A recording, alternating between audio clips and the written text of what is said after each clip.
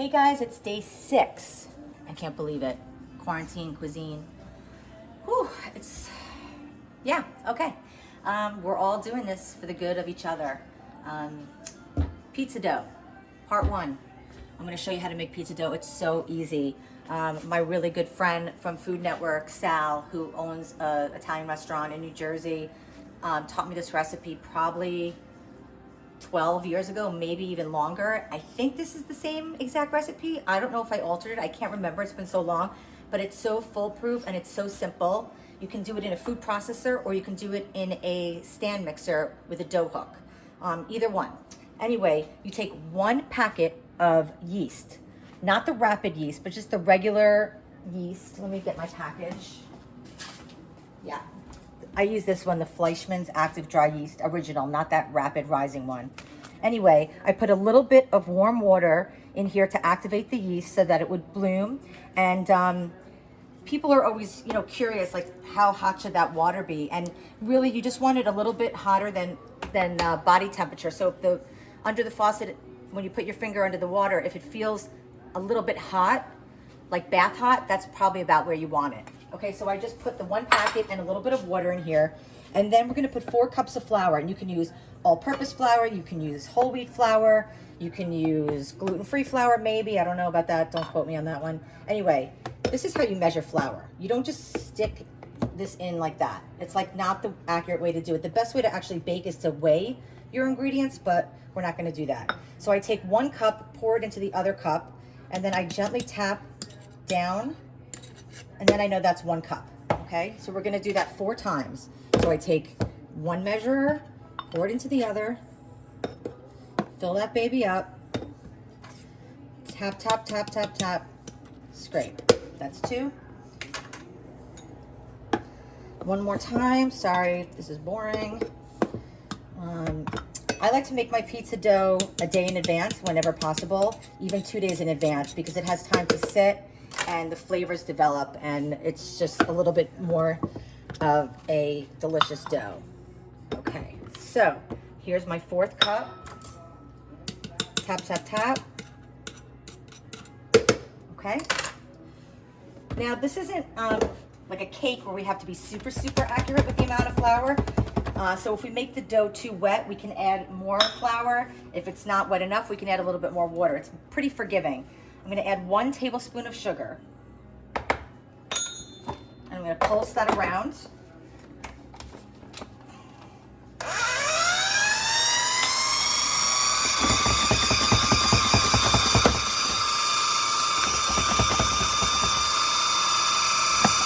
Okay.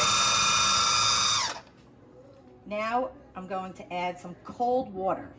I don't know how much water to tell you. It's going to be probably less than 2 cups. The reason is because we're all in different environments and there's different moisture in the air. If you're in Arizona or Colorado or New York or California, the air quality is different, the altitude is different, the humidity is different. So there's no foolproof real way to test this. It's about feeling. The more you make a dough like this, the easier it gets. So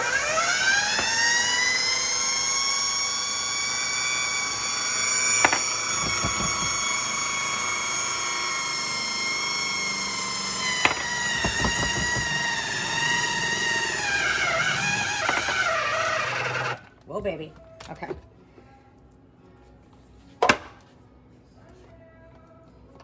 That actually feels pretty good. So you just want the dough to come together in a ball. So at this point, I'm going to dump it out on my work surface.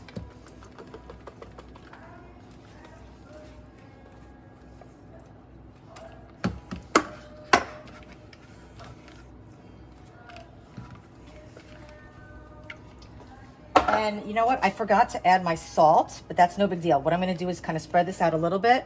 And this calls for a tablespoon of salt. You just got to go with the flow, guys. It's like not a big deal. It's just cooking. It's not brain surgery. So, you make mistakes. I make mistakes. I've been doing this for 25, 26 years professionally, and I forget. Usually when I'm baking, I don't talk to anybody because I get completely distracted. Okay, so now that I put that down, we're just going to knead this a little bit until it becomes like a nice, smooth, elastic, cohesive ball. And this is gonna make like 2 large pies, or about 4 personal size, or even like 8 kind of mini pies.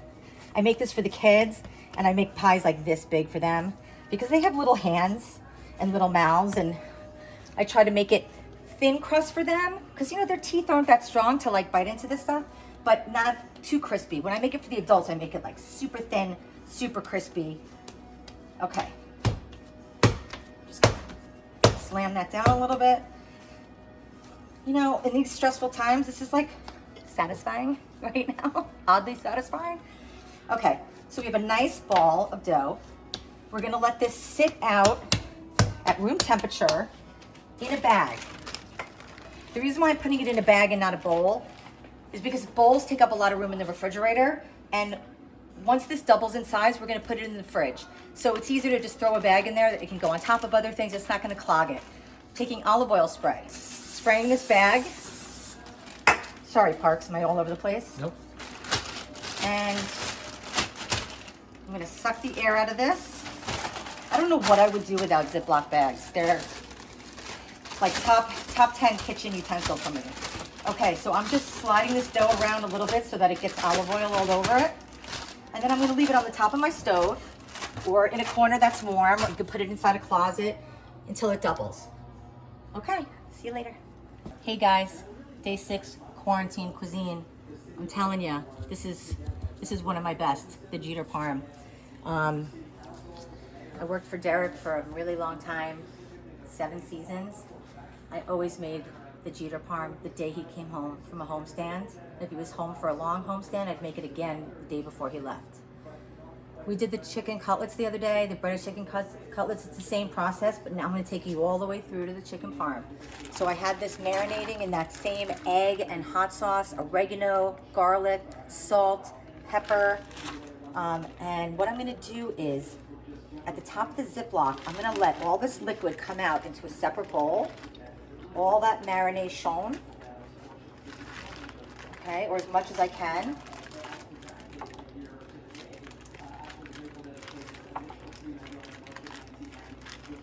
Okay, the reason why I'm doing this is because I'm gonna put this chicken in the bowl next to me, and I'm gonna adhere the flour to it, okay? And I don't want all this liquid to make it super gloppy.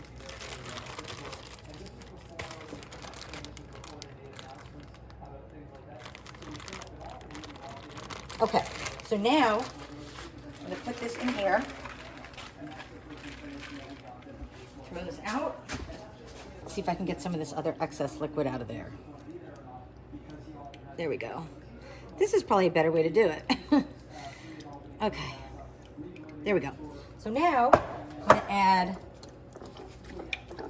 some flour.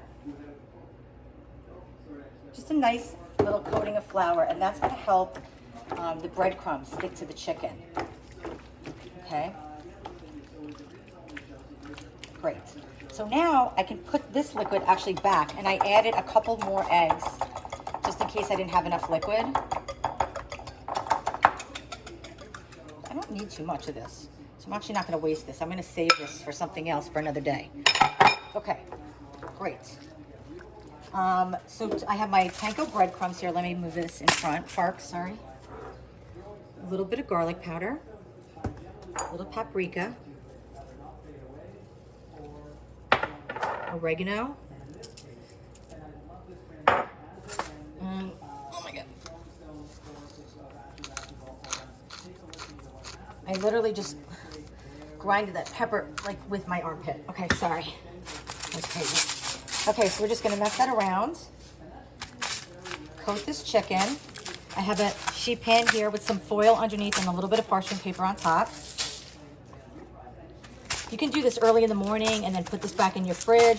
You could do this and actually freeze these. And a really good way to do that would be, if you have a big enough freezer, lay them on a sheet pan, put them in the freezer, let them get firm, and then you can put them in a bag and they won't stick together. And you can actually take out like one cutlet at a time.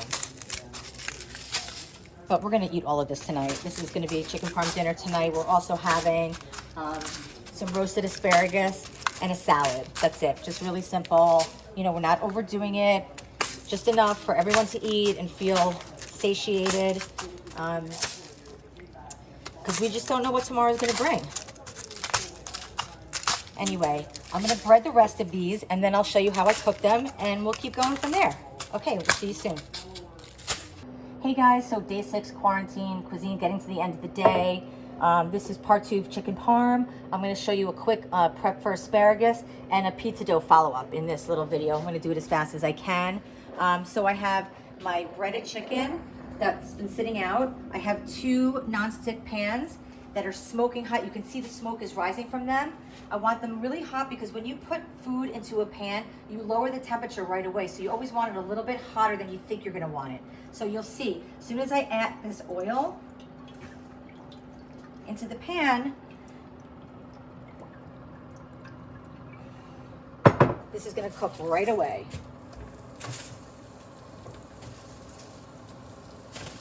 Not using too much oil because we're not frying this chicken. This is more of a saute. A little bit more oil there.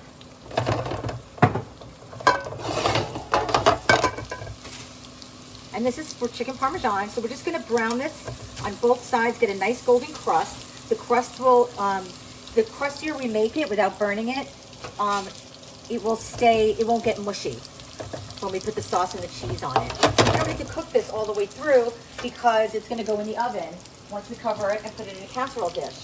I'm also making roasted asparagus for dinner, just really easy, kind of like one step in the oven. So I'm putting a little avocado oil on my asparagus. I need to get my salt parks, sorry. A little bit of salt, a little bit of black pepper.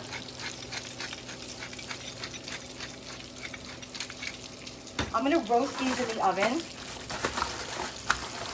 For like right when I'm browning the cheese on the top of my chicken parm, I'm gonna throw these in because they're only gonna take about 10 minutes max. They're pretty thin asparagus. And then I'm gonna squeeze a little lemon on there and some Parmesan cheese. Just really, really simple. We don't want another heavy dish because we have the chicken Parmesan, which is a little bit on the heavier side. So let's see. I think we need just a little bit more oil.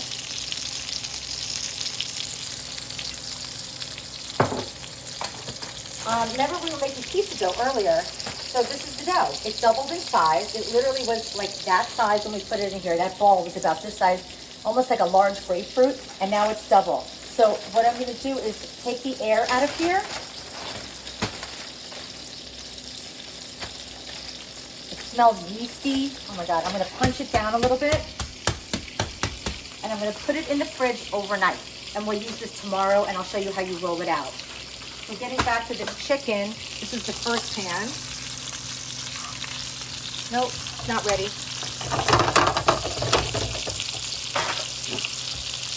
Okay, I'm gonna let this fry a little bit longer, or saute, whatever you wanna call it, shallow fry.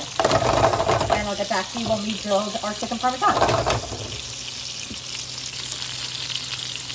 Hey, day 6 quarantine cuisine, chicken parm, part 3. This is the Jeter parm that I made for him all the time. It's literally like his favorite food, and it's one of my favorite foods also.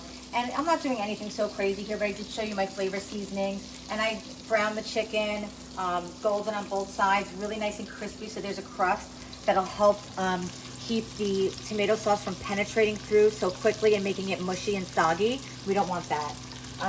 So the first thing I'm going to do is I'm using a 9x13 Pyrex, and I'm adding just some jar sauce. I love Rayo's. That's my fave if I'm not making my own sauce. And we're just going to spread a layer of that on the bottom, and a little bit more.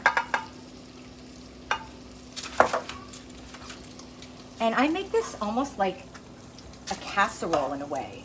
I do double layers. And this freezes really well at this stage. Once we put the cheese in the sauce the rest of the way, it freezes really, really well. Let me get rid of this pan.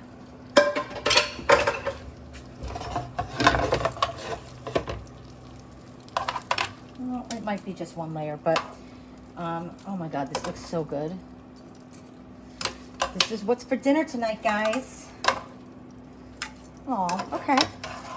Okay, dude. We're just gonna shove you in right there. Okay, perfect. So now, that looks gorgeous. We're going to add more sauce on top.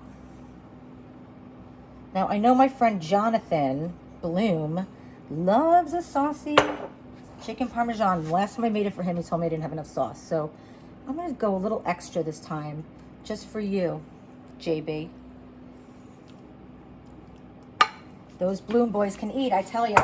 Okay, and now I'm using some kind of medium shredded mozzarella cheese. So beautiful. So beautiful. Look at this. It's raining cheese, guys. I like a lot of cheese on mine.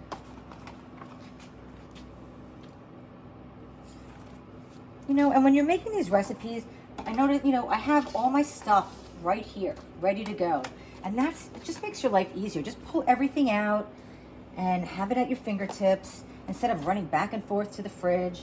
Okay, I think that's probably good. And then what I like to do, I actually learned this tip from Lydia Bastianich. Well, the first tip is, you know, we like to get all that tomato sauce out of the jar. But I'm going to add a little bit of this sauce on the top of the cheese. Just a little bit. Okay. And this is going to go in a 450 degree oven on bake for about 20-25 minutes. And if the cheese doesn't get brown enough for my liking, then I might put it on broil for a couple seconds. And then I'm going to just top this with some shredded, grated Reggiano cheese. I'm going to add a little bit of dried oregano and a little bit of black pepper.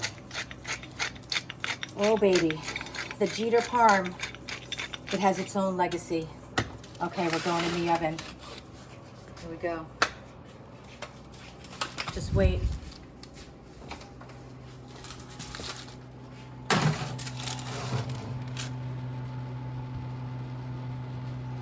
Okay, guys, Quarantine Cuisine Day 6.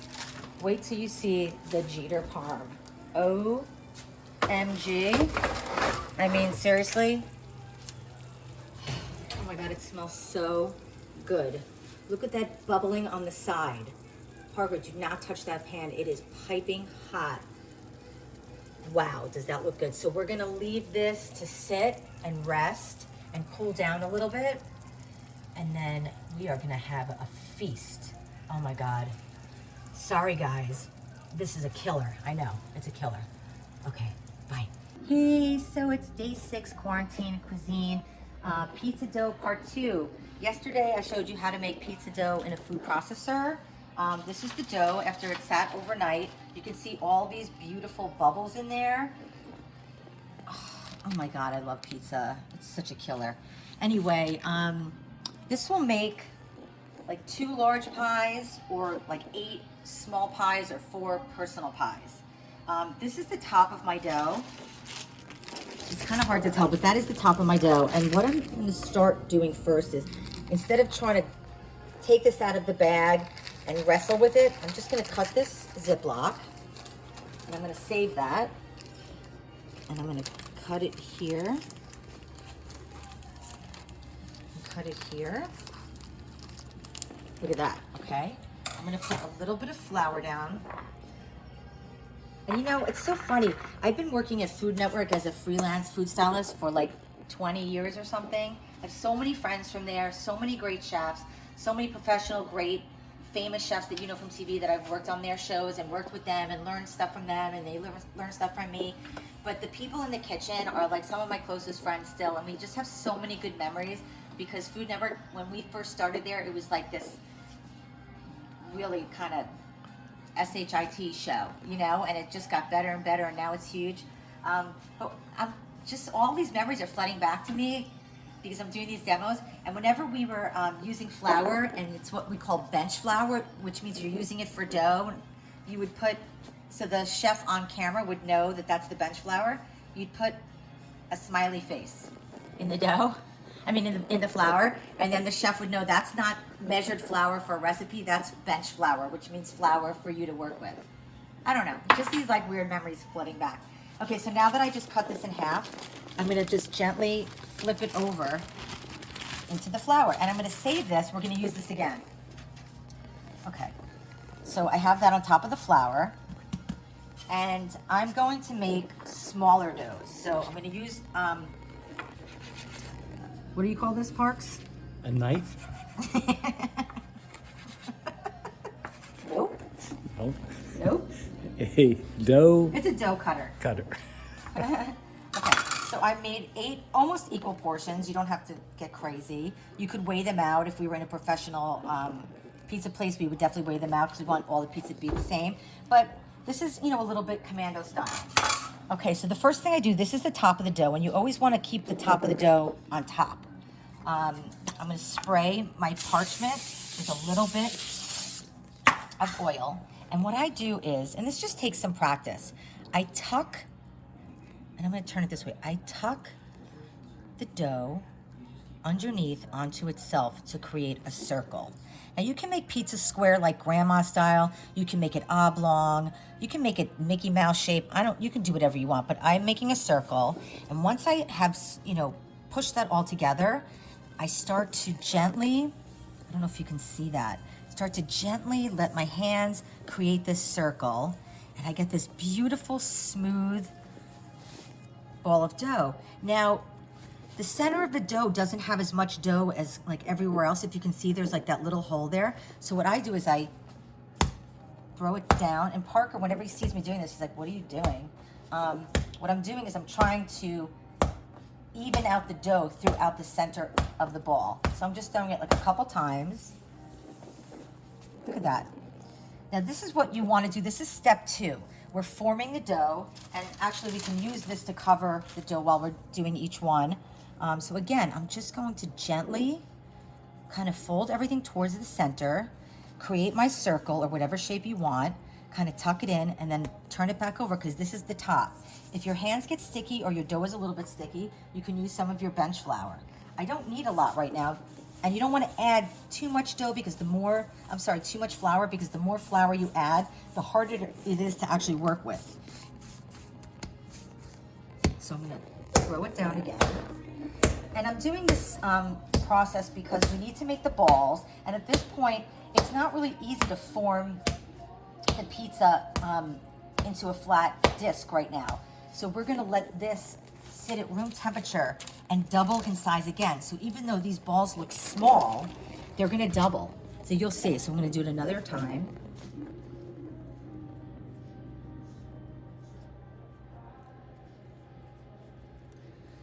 And at this point, you know, I have 8 doughs. I'll probably use them all today, you know, because we're a pretty big group. Or I may, you know, save the dough for tomorrow. But I could individually wrap these right now in plastic and put them in the freezer in a Ziploc bag and just have each dough individually wrapped. Or I could do something like this. Like if I had maybe 1 extra dough today and I want to save it for tomorrow, I would take a little plastic container and spray it and throw my dough ball in there, cover it, and I can put that in the fridge right now in anticipation of maybe just like, maybe I want to have my own pizza tomorrow by myself. I want to have like my own little private pizza party. So that's another way to go. So I'm going to continue with this, and when we go out, when we start flattening them, I'll show you.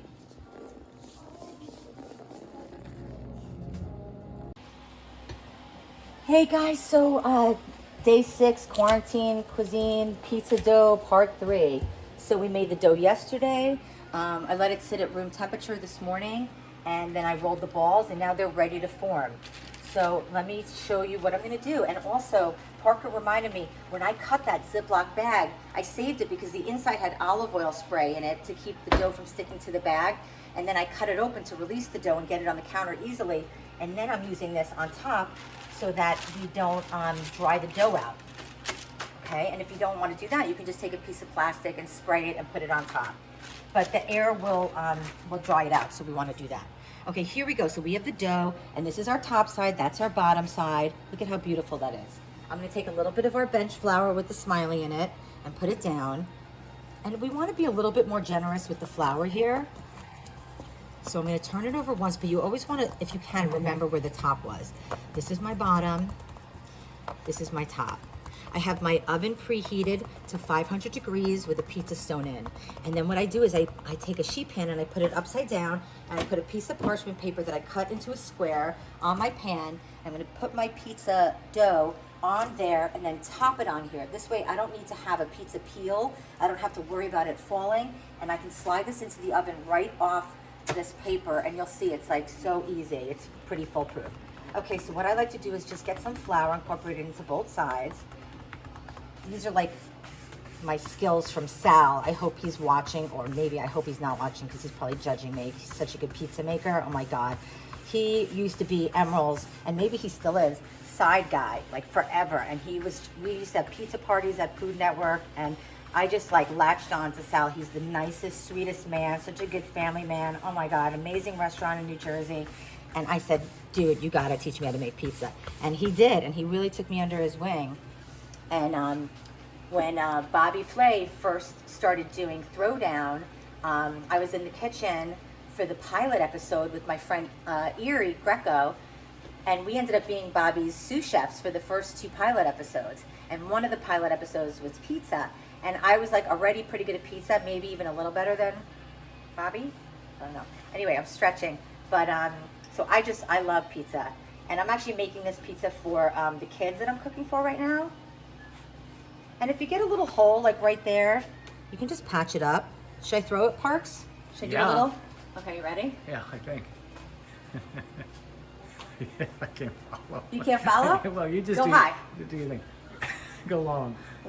When I go high, you go high. Okay. One more time. Okay, I'll try. I don't think I follow. Ready? I'll try. Yeah, okay, go. Where is it? Okay. I don't think I ever showed you that, Parks. No. Okay, and then what I like to do is put a little bit of olive oil spray on here to help crisp the dough. You could also put truffle oil if you like. A little bit of pizza sauce. I don't put a lot. A little goes a long way. Let me move this closer to you. Sorry. And you know what? The kids, they don't like that much sauce on there. So I'm going to be a little bit more sparing with it. Okay, there we go. That looks beautiful. We want to leave a nice edge. And then some cheese. Some mozzarella cheese if your kids or your friends or you prefer Gruyere, put Gruyere. If you like Fontina, put Fontina. You like Mexican cheese, put that. You like goat cheese, you like burrata. I mean, you can do whatever you want. There's no rules in cooking. That's what I love about it. And I really prefer savory cooking over baking because I don't like to follow directions like my whole life. So, my poor mom. Okay, we're gonna go in the oven. So, I'm just carrying it up here. There's my pizza stone. I have a second pan like I showed you before for more pizzas later, but I'm just gonna gently slide that in. And as soon as the pizza puffs up, I can take the parchment out and it'll be really easy to handle. You'll see. Okay, so Quarantine Cuisine Day 6. So this is the pizza. It just came out of the oven. Oh my God, look at that. Holy crap. So look at the nice color on the bottom. Thin, crispy, New York style. I'm gonna let that sit there for 1 minute and we're gonna just look at this cabbage soup. I just want you to see how the vegetables have cooked down. The flavors are starting to meld together. I'm gonna make a little bit, this is another Lydia Bastianich tip. You make a little bit of a hot spot in the center of your pot, and there's a little more liquid there than I'd like, but we're gonna add this garlic in the middle and let it cook right there for a minute.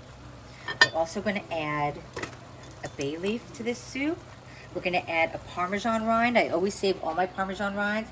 They are so flavorful. They also help thicken soups and stews and chilies and tomato sauces. You can put them in rice for a little extra just Parmesan umami flavor. So we'll have that in there. I'm adding, oops, that's hot. Just a little bit of chili flakes, not a lot. I'm gonna move that garlic around a little bit. Ideally, there wouldn't have been as much liquid in the bottom here, but it's okay. It's totally fine. You know, you just can't get too crazy with this stuff. It's just, it's food. It's going to be delicious. You know, you have to go with the flow. We all have to kind of do that right now. Go with the flow with this, like,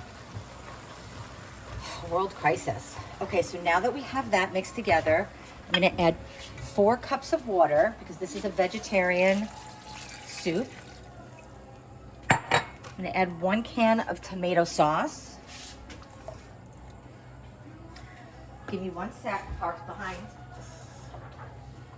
I'm gonna do my Lydia sloshing. Get those extra bits out of there. We don't wanna waste anything. Look at that. Okay, beautiful. We'll just stir this around for a minute. Let this come to a boil. Okay, in the meantime, I'm gonna cut my pizza for you. Can you come to this side, Parks? Look at this. Little baby. So this is for the kids. I'm just gonna use a sharp knife. You can use a pizza cutter. And you know, the kids that I'm cooking for are kind of little, so I like to make the pizza small. Small hands, small mouths. So I'm making little tiny pieces. And I'm not gonna put any basil or parsley on here because, you know, sometimes the green doesn't appeal to the kids. So we'll just slide this right off the plate there. And here's a little trick. You can give 1 piece to yourself and 1 piece to your cameraman. You got it, Marks? And then we can just kind of neatly spread that out. Oh yeah. Oh, look at that presentation. Perfect. Hey guys, it's day 7, Quarantine Cuisine. I'm just doing a simple grilled chicken breast for lunch that we'll put over some salad. We're also gonna have pizzas with this. So just kind of a little bit of a cleaner lunch. I'm really particular about my chicken. I like to get any of this kind of grizzle off. So, I mean, you can leave a little bit of fat. I probably take off more than a lot of other people, but I don't know. Since I'm a little kid, I've always had like an aversion to eating chicken and biting into like a tendon or something like that. So I kind of take a lot of this off, and we're gonna just put those little scraps in my bowl for stock. And I'm gonna cut this in half, and we're gonna pound this out. So I have it on a cutting board, and I'm gonna put a piece of parchment paper on top. You could also use plastic, and I'm gonna use the flat end of a mallet. If you don't have a mallet, you can use a cast iron pan or a regular pan. You could use a rolling pin. So I'm just gonna gently pound evenly over the top. You can also go out a little bit from the center on all sides. And this will also tenderize your chicken at the same time. But the key is when you're cooking chicken especially, you want it to be even as much as possible, because otherwise 1/2 of your chicken will be raw, the other half will be well done. So if we can even it out, whether we're doing this for chicken parmesan, or grilled chicken, breaded chicken cutlets, chicken marsala, whatever it is, to even it out really is essential. So let's see where we're at. So now you can see both of these pieces of chicken are really pretty even. I made another spice blend, and I have my grill on super high, it's smoking. And I made a tiny little spice blend. And because I'm gonna have chicken hands, I only made a little bit because I don't wanna contaminate this blend. So this has paprika, it has garlic powder, it has turmeric, it has salt and pepper, and that's it. So I'm gonna just do a light seasoning. It's always better to sprinkle high over your food. You get a much more even spread of the spices and herbs, as opposed to if you just go really tight down and go like this, it gets concentrated in one area. So if you kind of do it from the higher position, it works out better. Okay, so that's one side. I'm gonna spray this pan with a little bit of oil, just a touch. Put it top side down where the spices are. And you're gonna see how nice this indoor grill makes lines on here. I have another piece of chicken. I have 4 pieces of chicken, and I'm gonna do the same thing. I'm gonna just clean this while that's cooking. And I'm also, because this chicken is pretty thick, I'm gonna finish it in the oven. So I just wanna get those grill marks on there.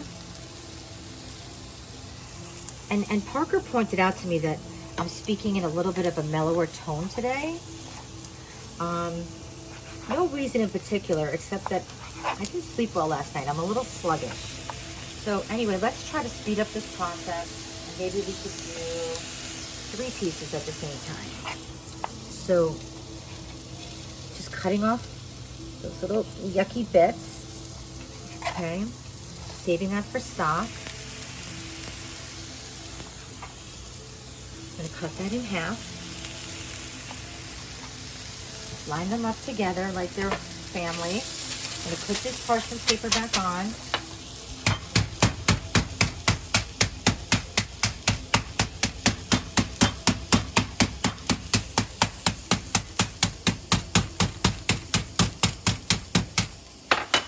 Okay, remove that. See how nice and even they are?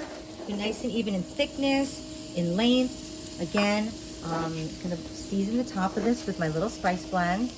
Going up high. Okay, now I'll spray this part of the pan.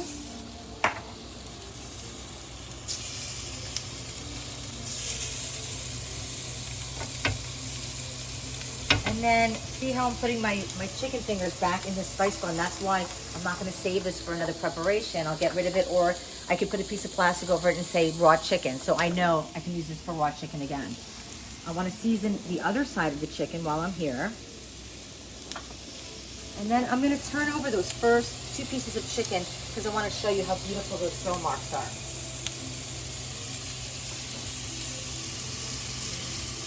Straight into the reveal part. Yep. Look at that. So nice, right? These guys need a little bit more time, but in about 2.5 minutes, I'm going to turn those over, let them cook for maybe 2 minutes. We're really just doing what we call marking the chicken. And the marking, it looks beautiful, but it also gives it a smoky flavor. And then we will put the chicken into this pan, my handy dandy royal foil, covered with foil and parchment.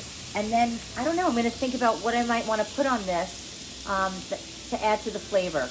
Okay, we'll get back to you. Hey, so it's day 7, quarantine cuisine. We're gonna have a little grilled pizza party today. So you know I made this pizza dough a couple days ago, and I made like a kid's pizza yesterday, and I showed you, how to get it into the oven on the pan with the parchment paper. But one thing you can do when you're making a lot of pizzas is actually put your pizza on the grill.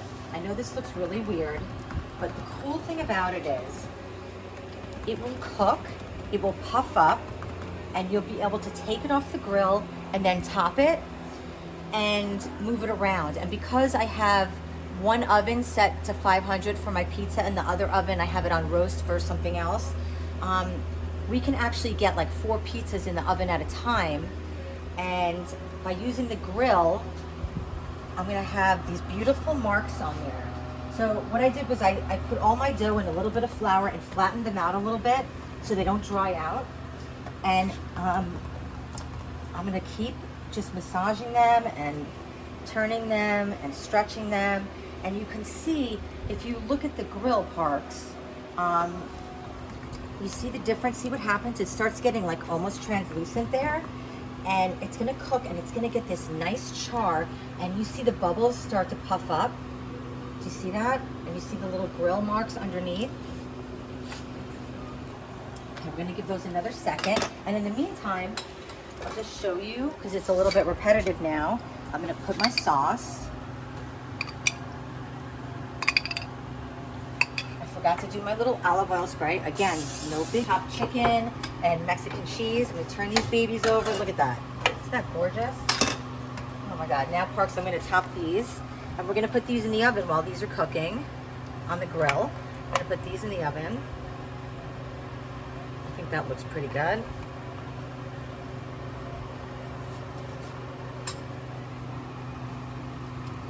I'll do a little black pepper.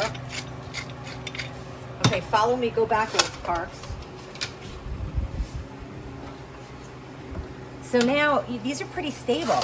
So I'm gonna do that with this guy. And then I'm gonna do that with that guy. And I can kind of move, oh, you know what? I'll put him down here. Okay, we're gonna come back here. These 2 guys. are good to go. This guy's good. And you know what? I'm gonna even turn off my grill because it's smoking up the kitchen. It's still so hot. And on this one, let's see. I'm gonna do just what I told you I was gonna do. I'm gonna do a little oil. Where's my garlic? I'll be right back. Super quick. Just get a little bit of that garlic flavor on there. Yum. And a little pepper. Sorry. You choking, Parks? Yeah. Okay, we're gonna put that in the oven just like that with a little bit of Parmesan cheese.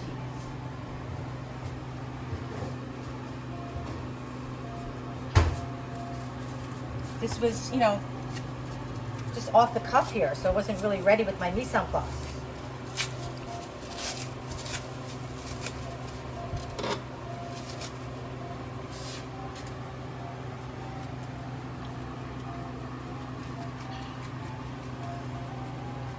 Beautiful. And when this comes out of the oven, we're gonna put some truffle oil on there. So let's back it up. Going down. This one on the bottom. This one on top. Use that. Here we go. Hey guys, so our pizza's out of the oven. You know, I ended up kind of talking to you about different options of what you can do, and I left one without the cheese, and we just did some Parmesan, some olive oil, some garlic rubbed on the top, and oh, so nice and crispy. Yeah, baby. So it's very crackery like.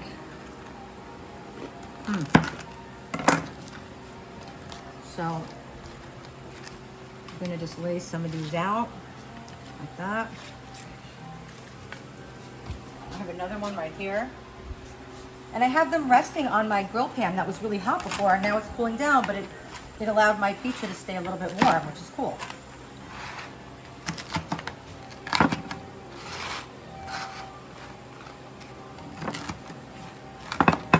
Okay, I'm gonna put a little bit of Malden sea salt on here and a little bit of truffle oil.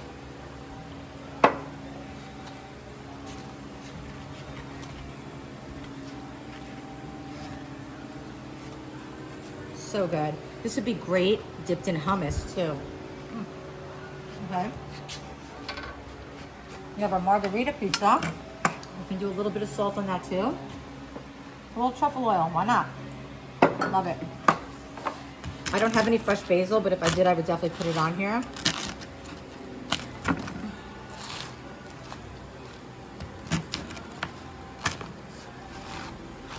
Love making pizza. Love making bread.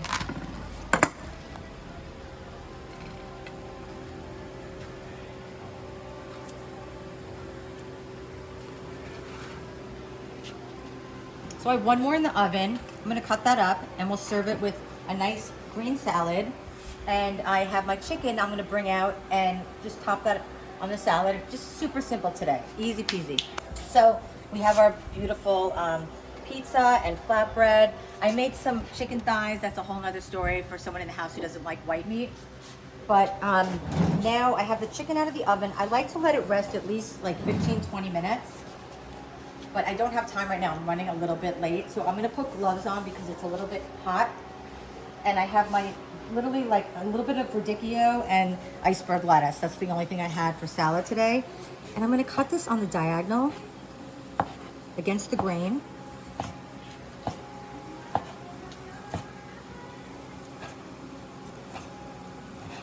Now I would really suggest letting this cool for you folks at home.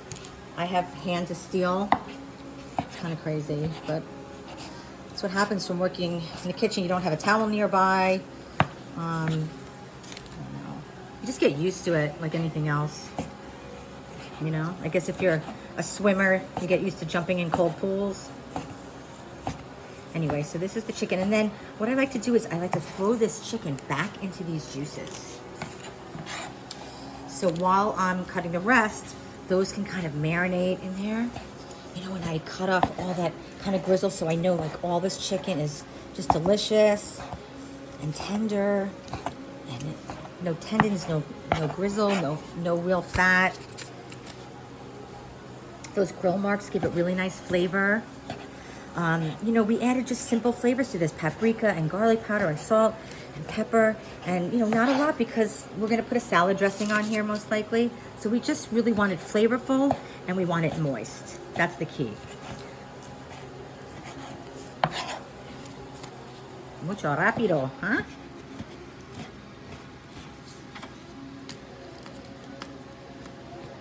Hot, hot, hot.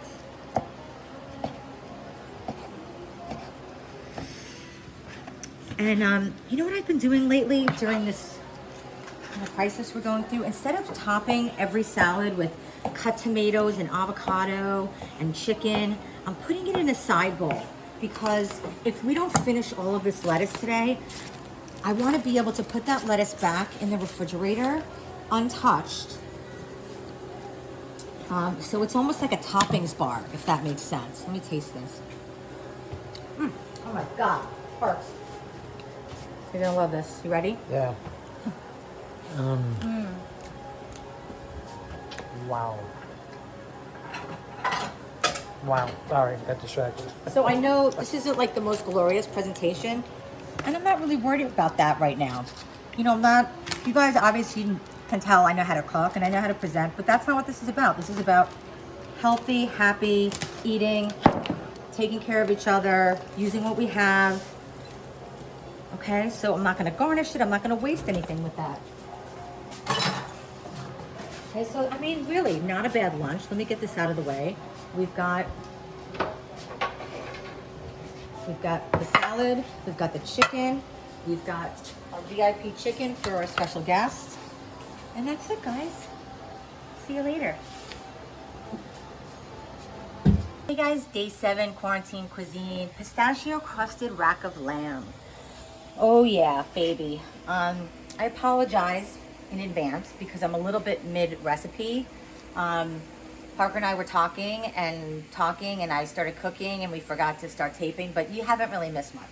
Anyway, this is rack of lamb right here, and all I did was I put salt and pepper on it, and I seared it in a pan with oil, a very hot pan, and I browned it all over. Now it's still raw in the center, okay? So this is basically just the first step, is browning it.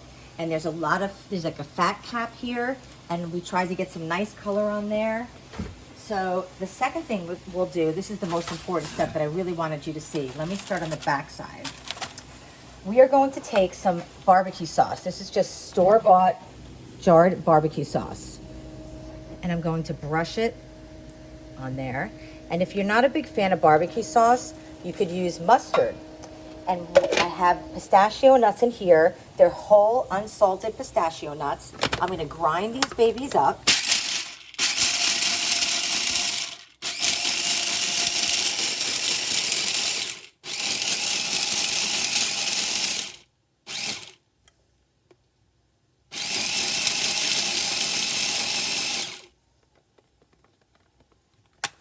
Okay, great. So now they're in this kind of powdery form, but there is still, here, let me pour them in here and you can really see the texture. Okay. So they're powdery, but there's still a little bit of texture there. Now, the barbecue sauce is gonna act like a glue. So and don't worry about them spilling all over. They will get a little bit burned, but it's fine.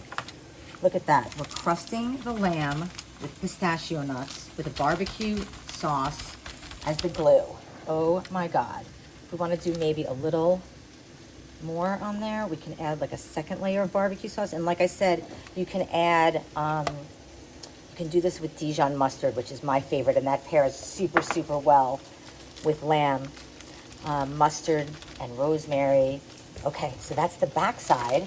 Now, for this side, let me just rinse my fingers. We're gonna do the same exact thing. We're just gonna,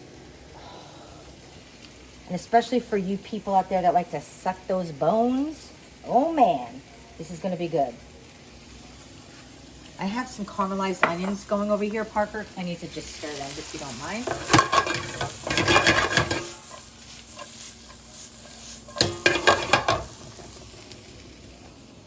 Now, same thing. Look at that. Look at the color. That beautiful green color. It's like an emerald forest. Oh my God. My mouth is watering. And that was about a quarter cup of pistachio nuts. And I buy them in the package already out of the shell. And you know, I lost my brother a long time ago when he was 31, unfortunately. But whenever I use or eat pistachio nuts, I think of him because it was probably his favorite food in the whole world. And he used to eat the red ones in the shell, and then his fingers would be red and his lips would be red. At the time, I found it very annoying, but I wish he was here. He would love this recipe. Anyway, that's it. I mean, how easy is that? You brown the lamb, you brush it with your favorite condiment, ketchup, mustard, barbecue sauce, and then we're gonna put it in the oven. Okay, so we're gonna put this in the oven for about 20 minutes. I want it to be medium rare. And oh, you know what I wanna do? Glad I remembered. I'm gonna spray the top of this with some Pam so that those nuts have just a little bit of help without, so they don't burn. I'm giving them just a little oil on top. Okay, here we go. In the oven, 450 roast.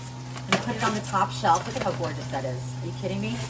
And on the bottom, we just have simple sweet potatoes that I cut into a dice. I cube them, and I only added salt and pepper to them. I mean, just really simple, clean dinner, no extra fatty sauces, no heavy butters.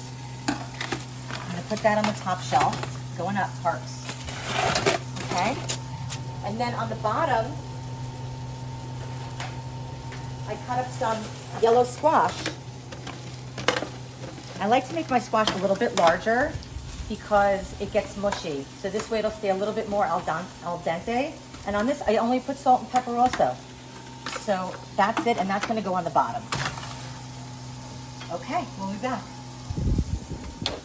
Hey guys, this is the last recipe of day 7, Quarantine Cuisine, Chef Lisa Schoen.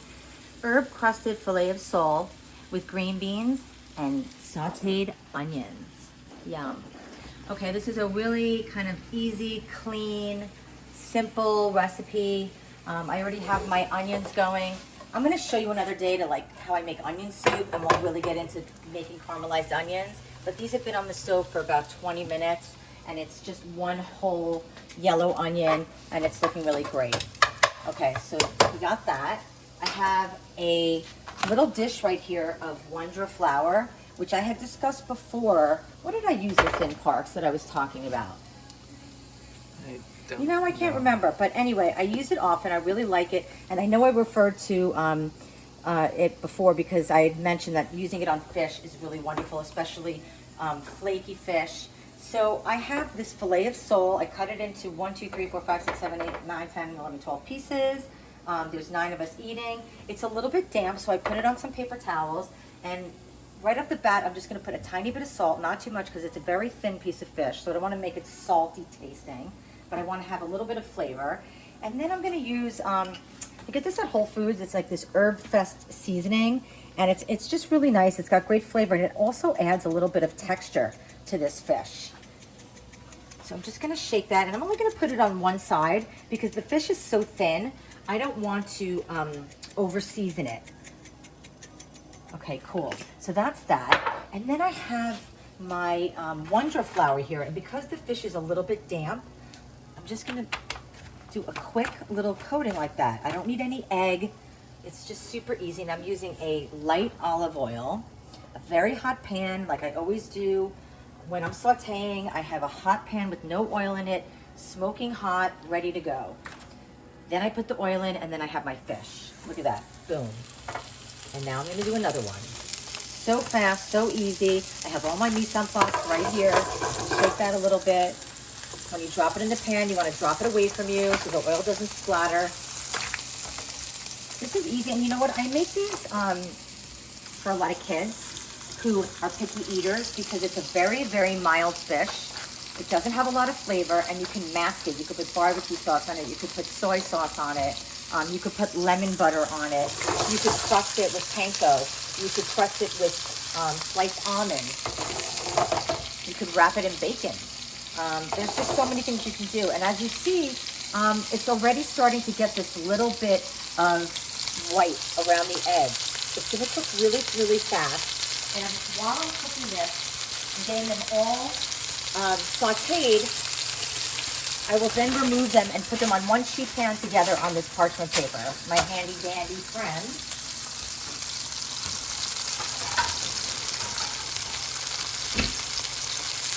So we don't want to rush this process. I'm spinning my pan around a little bit. It's a pretty, it's a medium-high flame. I can see the crispiness already. And really what the Wonder Flour does, because it doesn't add much flavor, what it does is it helps to keep the fish intact. So you know when you have filet of sole or flounder, a very, very thin fish, and you try to flip it and it breaks into a million pieces and then it just looks like mush and it looks gross? So this is a really foolproof way of keeping your fish intact. So here you go. Look at that nice crust. Wonder is a wheat flour, so it is not, gluten-free. But look at that. Isn't that beautiful? And, we just cut up tomatoes and olives and onions and put that on there and put it in the oven. Or we could put a mango salsa or a chutney, sauteed mushrooms. But today we're going to put caramelized onions and string beans. Isn't that beautiful? So in the meantime, I'm going to start breading or coating. I'm not really breading. I'm just coating the fish in this Wonder. Wonder flour is a real wonder, I tell you. It's an underused thing in the kitchen, and you can sticky sausage with it. There's just so many uses for it. Okay, let's take this out because it doesn't need a lot of time. It's pretty much cooked.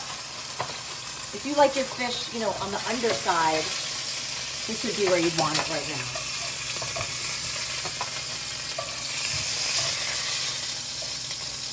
Oops. Okay, no problem at all. So, see, I could be pretty rough with this. So it broke in half because it broke right at the seam. It's totally fine. No worries. It's going to taste exactly the same whether it's broken or not. But it's not broken and mushy like a pile of cat food or something. I don't know. Okay, here we go. A couple more. Isn't this easy? Parks, you could do this. Right? You can do this. You got this, Parks. You got this. Super easy. Okay, I have a couple more. Keep that heat up. And whenever I'm cooking a protein, whether it's fish or chicken or beef or pork, I always leave it out at room temperature for at least 20 minutes and sometimes up to an hour. And if it's like a bone-in ribeye that's like 2.5 inches thick, I might leave it out for 2.5 hours. I want it to get to room temperature because once you put protein into a pan and it's super cold from the fridge, you're going to lower the temperature of your oil right away, whether you're frying or sauteing. So it's really important to bring it to room temperature, and that'll help the protein cook more evenly. Did you ever, go to a restaurant and have, let's say, a crab cake, and it's so delicious, and you bite into it and the center is cold? It's like such a ruiner for me. That's because they didn't let it sit out at room temperature. So the outside got brown, maybe they put it in the oven, maybe they put it in the deep fryer, but it didn't have a chance to get warm in the center. And I know people are freaked out about leaving food on the counter. It's fine. It's fine. Okay, let me wash my hands.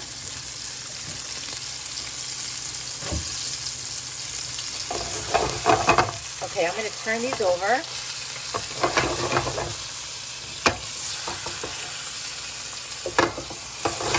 You can use any oil you want. You can use canola, you can use olive oil, you can use peanut oil, you can use sunflower oil, you can use avocado oil, you can use no olive oil at all. You could use ghee. You could just spray into this pan. Sorry, Parks. Oh, it's good you're wearing sneakers. Nice. Okay, so I'm going to continue with this until I get all of my fish sauteed, and then I'm going to show you what we're going to do. We're going to make a little pan sauce. Okay, we'll be right back. Hey guys, so this is part two of herb crusted filet of sole with green beans and onion saute. Okay, so we have the rest of our fish. Taking it out of the pan, nice and crispy. Okay, now with the residual little bits that are in there, I'm gonna add some French string beans that I just cut in half.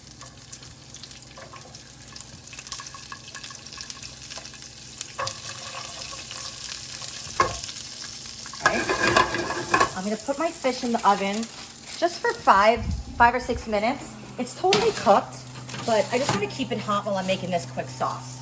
Okay, sorry Parks, you got it? Okay, so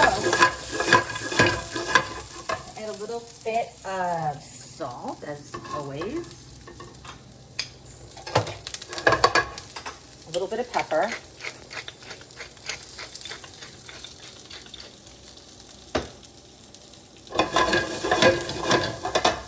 Here we go with these caramelized onions. Look at that. Ooh, baby. Oh, yeah. Super sweet, delicious, savory. Oh, goodness.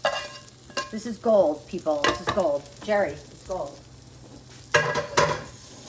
Gold, Jerry. You get that, Parks? No? All right. Yeah. You're learning. So we're going to saute that. Not too much. They're really thin, the French green beans. We're gonna add a little bit of orange juice to this. And that'll help to steam the beans.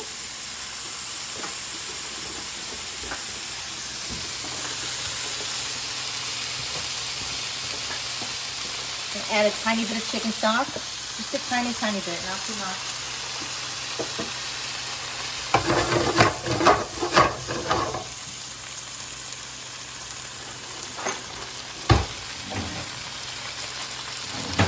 Create a little bit of creaminess and richness with those onions. I'm going to add about 1.5 tablespoons of butter.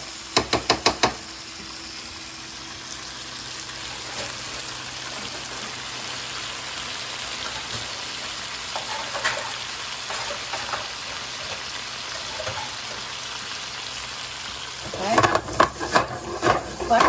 Butter and green beans go together really well. You could put some almonds in here if you like. You could put some sesame seeds. You could put some breadcrumbs. Pretty much anything. Okay. And a little bit sesame seed for some crunch. So good. A little black pepper.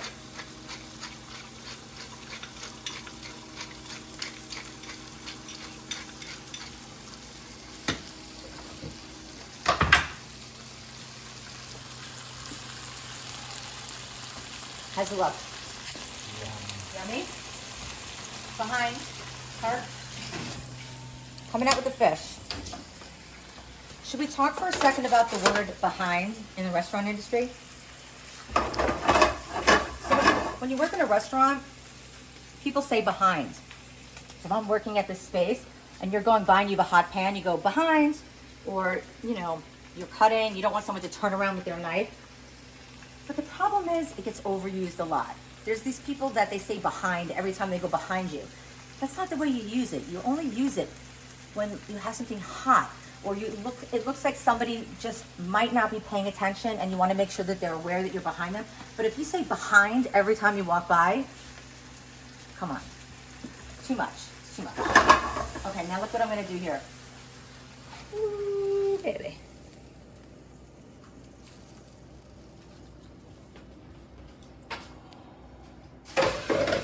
Pretty cool, huh? Just simple, easy. It's not a heavy sauce. There's no heavy cream. There's just a little bit of that butter. But this is enough for like 10 portions. So 1.5 tablespoons of butter within 10 portions of a dish, not a big deal. So savory, so delicious, light. You hungry, Parks? Yeah. Okay. Okay, day 7, quarantine cuisine, pistachio crusted rack of lamb, roasted yellow squash, and roasted sweet potatoes. Basically 3 dishes in one oven. I have my sweet potatoes and squash right here. Super simple, just olive oil, salt, and pepper. Nothing crazy. I'm mixing them together just for that beautiful color. And I'm gonna put it on this plate.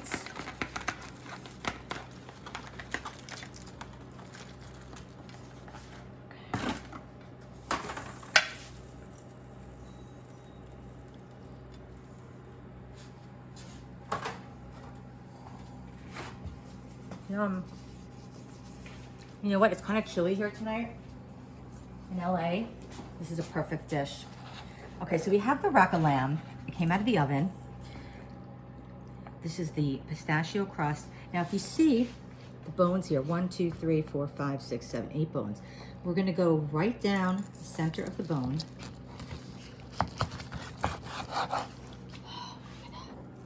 Oh my God. Look at that. Let me do it this way so you can really see what's going on.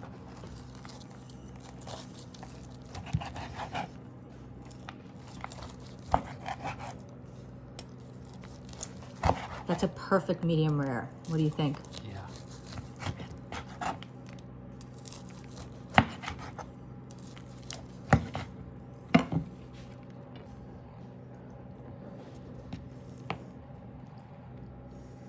Damn. Damn, that looks good. Holy Toledo.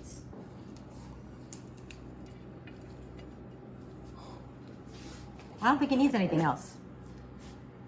You want that on there? All right. All right. You're in charge, Parks. Oh yeah. Okay. There we go. Thank you, guys. We'll see you tomorrow.